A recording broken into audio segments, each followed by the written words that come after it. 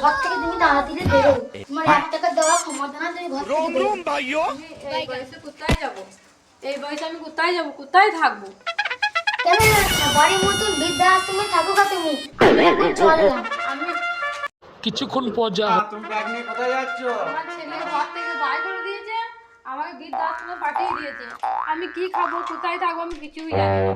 তোমাকে শোনো, তোমাকে যেতে হবে না। কেন? তোমার ছেলে থাকুক। হ্যাঁ, তুমি 1 কোটি টাকা পেয়েছো তাই টিকিটে।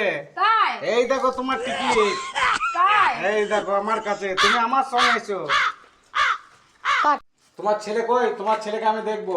তুমি এত টাকা পেয়েছো, তোমাকে খেতে দিয়েছে, আমি দেখবো যে ছেলেটাকে। এই ছেলে দিকে আয়। কি এই, এই ঘর তোর নয়, তুই এই বাড়ি থেকে বেরো। বলবা এই বলে আমি থাকবো? কোথাও থাকবে দেখা দরকার নাই, ঠিক আছে? তোর মা থাকবে এখানে। তোর মা টাকা পেয়েছে, তোর মাকে তুই খেতে দিয়েছিলি। আজকে আমি খেললাম। মনে হচ্ছে